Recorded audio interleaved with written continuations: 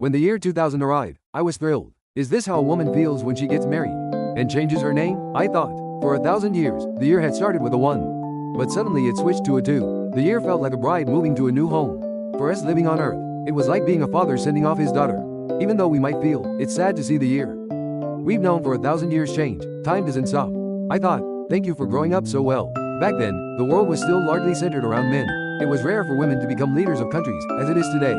When a father sends his daughter off to marry, he feels a bit sad, doesn't he? Some people drank to cope with their melancholy or did big things to distract themselves.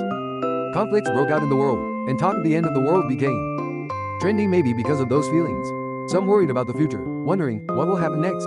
But if we had just accepted the flow of time and welcomed the new era with joy, it would have been better. With all the celebrations, we could have been even more excited. 25 years have passed since then. The bride of a year has aged 25 years, and a child born back then is now 25, an adult. Those who felt like fathers back then are now grandparents. Thanks to amazing advances in medicine, everyone is healthy and living longer. Meanwhile, 25-year-olds are incredibly smart and come up with astonishing ideas. They make dreamlike things happen, but grandparents struggle to keep up with their speed. Even if they say, I'm not giving up yet, it's a bit tough. In the past, experience was valuable, but now old ways of thinking can get in the way. Because healthy grandparents hold on to their positions, there's less room for young people to shine. Frustrated, the young people thought, let's create our own world. First, they considered going to new planets in space. But space is far and dangerous. Science might make it possible someday, but not yet. Building cities at the bottom of the sea was another idea, but that was also difficult. So, they decided to create another Earth on the internet.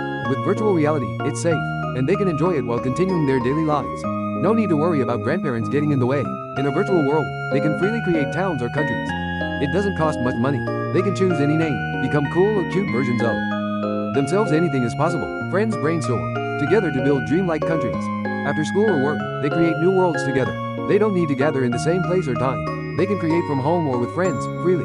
There are no rules. For now, a computer is needed, but someday they might create worlds just by thinking. One person could even have multiple worlds. And so, countless virtual worlds were born. Hey, if our world was just one of those virtual worlds, would you believe it?